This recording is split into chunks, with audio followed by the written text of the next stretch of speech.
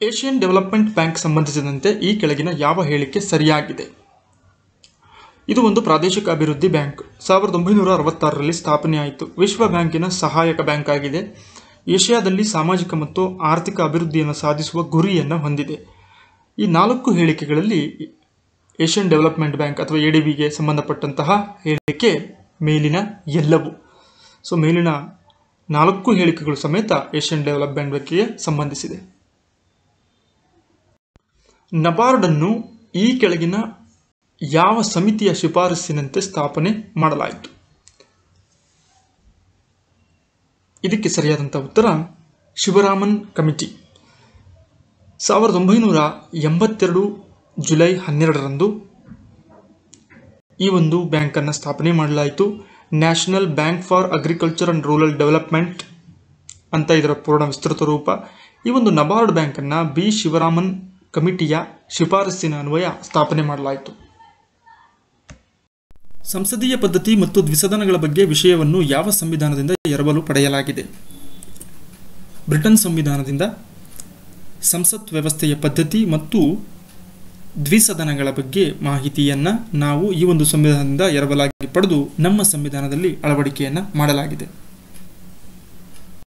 ಆಗ್ಮಾರ್ಕ್ ಎಂಬುದು ಈ ಕೆಳಗಿನ ಯಾವುದನ್ನು ಸೂಚಿಸುತ್ತದೆ? ಕೃಷಿ ಉತ್ಪಾದನೆಯ ಗುಣಮಟ್ಟವನ್ನು ದೃಢೀಕರಿಸುವಂತಹ ಮೊಹರು. ಕೃಷಿ ಉತ್ಪನ್ನಗಳೇನಿದ್ದಾವೆ ಆ ಉತ್ಪನ್ನಗಳ ಗುಣಮಟ್ಟವನ್ನು ಪರೀಕ್ಷಿಸಿ ಅವುಗಳ ಮೇಲೆ ಹಾಕುವಂತಹ ಮೊಹರ್ ಏನಿದೆ ಅದನ್ನು ಆಗ್ಮಾರ್ಕ್ ಅಂತ ಕರಿತೀವಿ. ಅರ್ಥಶಾಸ್ತ್ರಕ್ಕೆ ಮೊದಲು ನೊಬೆಲ್ ಪ್ರಶಸ್ತಿ ನೀಡಲಾದ ವರ್ಷ ಯಾವುದು? 1969. ರಾಗ್ನಾರ್ ಫ್ರಿಸ್ಟ್ ಮತ್ತು ಜಾನ್ ಟಿನ್ಬರ್ಗೆನ್ ಎನ್ನುವಂಥವರಿಗೆ 1969ರಲ್ಲಿ ಮೊಟ್ಟ ಮೊದಲ ಬಾರಿಗೆ ಅರ್ಥಶಾಸ್ತ್ರ ವಿಭಾಗದಲ್ಲಿ ನೊಬೆಲ್ ಪ್ರಶಸ್ತಿಯನ್ನು ನೀಡಲಾಯಿತು. ತಂಬಾಕು ವಿರೋಧಿ ದಿನವನ್ನು ಯಾವಾಗ ಆಚರಿಸುವರು? ಮೇ 31 ತಂಬಾಕು ವಿರೋಧಿ ದಿನವಾಗಿದೆ. ಬ್ರಹ್ಮಪುತ್ರ ನದಿಯು ಭಾರತದಿಂದ ಬಾಂಗ್ಲಾದೇಶದಲ್ಲಿ ಹರಿಯುತ್ತದೆ. ಅಲ್ಲಿ ಈ ನದಿಯನ್ನು ಯಾವ ಹೆಸರಿನಿಂದ ಕರೆಯುವರು? ಜಮುನಾ ನದಿ ಅಂತೇಳಿ ಬ್ರಹ್ಮಪುತ್ರ ನದಿಯನ್ನು ಬಾಂಗ್ಲಾದೇಶದಲ್ಲಿ ಕರೆಯುವರು.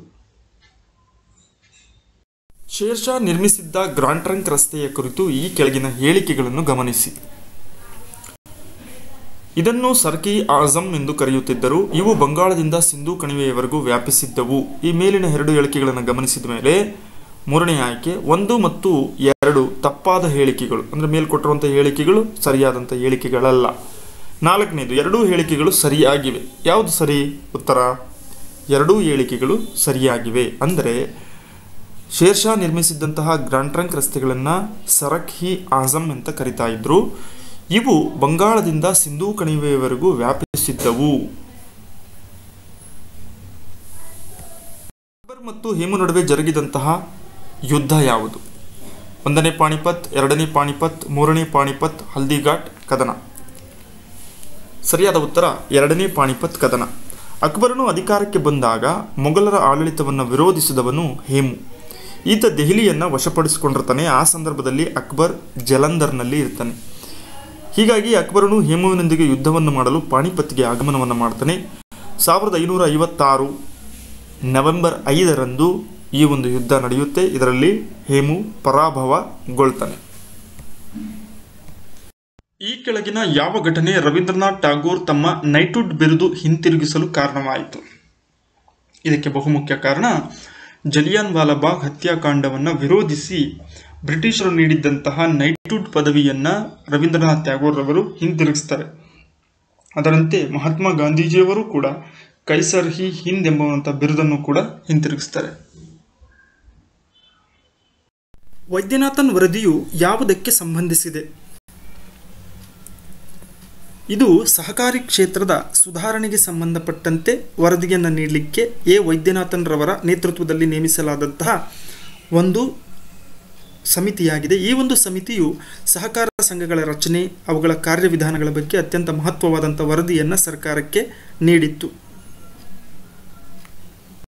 ಭಾರತದ ಕಂಟ್ರೋಲರ್ ಮತ್ತು ಆಡಿಟರ್ ಜನರಲ್ ರವರ ವರದಿಯನ್ನು ಪರಿಶೀಲಿಸುವ ಸಮಿತಿ ಯಾವುದು? ಆಯ್ಕೆ 1 ಸಾರ್ವಜನಿಕ ಲೆಕ್ಕಪತ್ರ ಸಮಿತಿ ಅಂತ ಕರಿತೀವಿ, members of public accounts committee ಅಂತೇಳಿ. ಇದರಲ್ಲಿ 22 ಜನ ಸದಸ್ಯರಿದ್ದು 15 ಜನ ಲೋಕಸಭೆಯಿಂದ ಮತ್ತು 7 ಜನ ರಾಜ್ಯಸಭೆಯಿಂದ ಸದಸ್ಯರನ್ನು ಈ ಒಂದು ಸಾರ್ವಜನಿಕ ಲೆಕ್ಕಪತ್ರ ಸಮಿತಿಯಲ್ಲಿ ಸೇರಿಸಲಾಗಿರುತ್ತದೆ. ಈ ಒಂದು ಸಮಿತಿಯು ಭಾರತದ ಕಂಟ್ರೋಲರ್ ಮತ್ತು ಆಡಿಟರ್ ಜನರಲ್ ನೀಡಿರುವಂಥ ವರದಿಯನ್ನು ಪರಿಶೀಲನೆಯನ್ನು ಮಾಡ್ತಾರೆ. ವಿಜಯರವರ ಯಾವ ಕೃತಿಗೆ 2019ರಲ್ಲಿ ಕೇಂದ್ರ ಸಾಹಿತ್ಯ ಅಕಾಡೆಮಿ ಪ್ರಶಸ್ತಿ ದೊರೆತಿದೆ?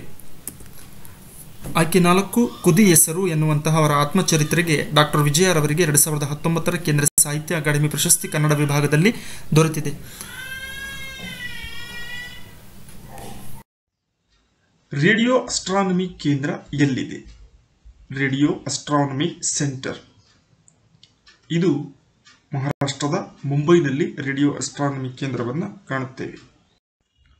ಪ್ರಥಮ ಏಷ್ಯನ್ ಗೇಮ್ಸ್ ಜರುಗಿದಂತಹ ಸ್ಥಳ ಯಾವುದು? ಭಾರತದ ರಾಜಧಾನಿಯಾದಂಥ ನವದೆಹಲಿಯಲ್ಲಿ 1951ರಲ್ಲಿ ಮೊದಲ ಏಷ್ಯನ್ ಗೇಮ್ಸ್ಗಳು ಆರಂಭ ಆದವು. BC ರಾಯ್ ಕಪ್ ಯಾವ ಕ್ರೀಡೆಗೆ ಸಂಬಂಧಿಸಿದೆ? BC Roy cup junior football ಆಟಗಳಿಗೆ ಸಂಬಂಧಪಟ್ಟಂತಹ ಕಪ್ ಆಗಿದೆ.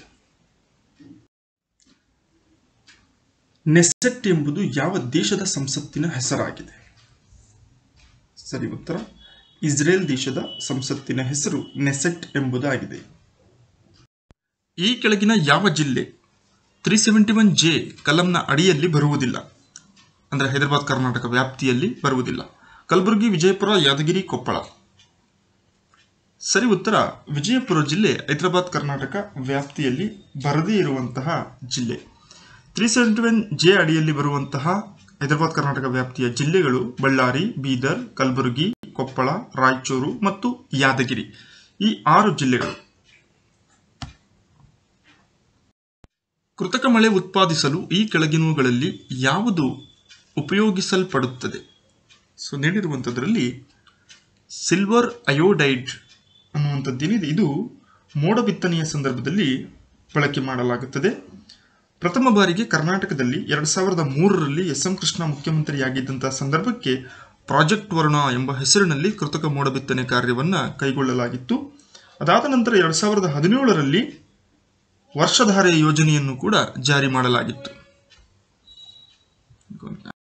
ಬೆಳಗಾವಿ ಇದರ ಒಂದು ಭಾಗವಾಗಿತ್ತು. ಅಂದರೆ ಸ್ವಾತಂತ್ರ್ಯ ಪೂರ್ವದಲ್ಲಿ ಬೆಳಗಾವಿ ಜಿಲ್ಲೆ ಬಾಂಬೆ ಪ್ರೆಸಿಡೆನ್ಸಿ ಅಥವಾ ಮುಂಬೈ ಪ್ರಾಂತ್ಯದ ಒಂದು ಭಾಗವಾಗಿತ್ತು. ಕರ್ನಾಟಕದ ವಿಸ್ತೀರ್ಣದಲ್ಲಿ ಕರ್ನಾಟಕದ ಅತಿದೊಡ್ಡ ಜಿಲ್ಲೆಯಾಗಿರುವಂತಹ ಬೆಳಗಾವಿ ಐತಿಹಾಸಿಕವಾಗಿ 1924ರಲ್ಲಿ ರಾಷ್ಟ್ರೀಯ ಕಾಂಗ್ರೆಸ್ ಅಧಿವೇಶನ ಇಲ್ಲಿ ನಡೆದಿರುತ್ತೆ. ಮಹಾತ್ಮ ಗಾಂಧೀಜಿ ಈ ಒಂದು ಅಧಿವೇಶನದ ಅಧ್ಯಕ್ಷತೆಯನ್ನ ವಹಿಸಿರ್ತಾರೆ. ಭಾರತದ ಮೊದಲ ಚಿಟ್ಟೆ ಉದ್ಯಾನವನ ಎಲ್ಲಿದೆ? ಬನ್ನೇರುಘಟ್ಟ ರಾಷ್ಟ್ರೀಯ ಉದ್ಯಾನವನ ಬೆಂಗಳೂರಿಗೆ ಹತ್ತಿರದಲ್ಲಿದ್ದು ಇಲ್ಲಿ ದೇಶದ ಮೊದಲ ಚಿಟ್ಟೆಗಳ ಉದ್ಯಾನವನವನ್ನು ಸ್ಥಾಪಿಸಲಾಗಿದೆ. ಭಾರತದ ಮಿಲಿಟರಿ ಅಕಾಡೆಮಿ ಎಲ್ಲಿದೆ? ಡೆಹ್ರಾಡೂನ್, ಉತ್ತರಾಖಂಡ್ ರಾಜ್ಯದ ಡೆಹ್ರಾಡೂನ್ನಲ್ಲಿ ಭಾರತೀಯ ಸೈನ್ಯಾಧಿಕಾರಿಗಳಿಗೆ ನೀಡುವಂತಹ ತರಬೇತಿ ಅಕಾಡೆಮಿ 1932ರಲ್ಲಿ ಸ್ಥಾಪಿತವಾಯಿತು. ಲೋಕಸಭಾಪತಿ ತಮ್ಮ ರಾಜೀನಾಮೆಯನ್ನು ಯಾರಿಗೆ ಸಲ್ಲಿಸುವರು? ಸ್ಪೀಕರ್, ಲೋಕಸಭಾ ಸ್ಪೀಕರ್ ಏನಿರ್ತಾರೆ ಇವರು ತಮ್ಮ ರಾಜೀನಾಮೆಯನ್ನ ಉಪಸಭಾಪತಿಗೆ ಸಲ್ಲಿಕೆಯನ್ನ ಮಾಡ್ತಾರೆ. ರಾಜ್ಯ ನಿರ್ದೇಶಕ ತತ್ವಗಳು ಸಂವಿಧಾನದ ಯಾವ ಭಾಗದಲ್ಲಿವೆ? ಸಂವಿಧಾನದ 4ನೇ ಭಾಗದ 36ನೇ ವಿಧಿಯಿಂದ 51ನೇ ವಿಧಿಯವರೆಗೆ ರಾಜ್ಯ ನಿರ್ದೇಶಕ ತತ್ವಗಳ ವಿವರಣೆಯನ್ನು ನಾವು ಕಾಣ್ತೇವೆ. ಕಲ್ಯಾಣ ರಾಜ್ಯ ಅಥವಾ ಸುಖಿ ರಾಜ್ಯದ ಪರಿಕಲ್ಪನೆಯನ್ನು ಹೊಂದಿರುವಂಥ ಇವು ಸರ್ಕಾರಕ್ಕೆ ನೀಡುವಂಥ ಮಾರ್ಗದರ್ಶನದ ತತ್ವಗಳಾಗಿದ್ದಾವೆ. ಇವುಗಳಲ್ಲಿ ಯಾವುದು SL ಭೈರಪ್ಪನವರ ಕಾದಂಬರಿ ಅಲ್ಲ? 4 ಕಾದಂಬರಿಗಳನ್ನು ಕೊಟ್ಟಿದ್ದಾರೆ. ಇದರಲ್ಲಿ ಒಂದು ಕಾದಂಬರಿ ಭೈರಪ್ಪನವರು ಬರೆದಿಲ್ಲ. ನಾಯಿನೆರಳು, ಮರಳಿ ಮಣ್ಣಿಗೆ, ಭಿತ್ತಿ, ಮತದಾನ. ಇದರಲ್ಲಿ ಮರಳಿ ಮಣ್ಣಿಗೆ SL ಭೈರಪ್ಪನವರ ಕಾದಂಬರಿ ಅಲ್ಲ. ನಾಯಿನೆರಳು, ಭಿತ್ತಿ, ಮತದಾನ ಇವು SL ಭೈರಪ್ಪನವರ ಕಾದಂಬರಿಗಳಾಗಿದ್ದು ಮರಳಿ ಮಣ್ಣಿಗೆ ಶಿವರಾಮ ಕಾರಂತರವರ ಪ್ರಸಿದ್ಧ ಕಾದಂಬರಿಯಾಗಿದೆ.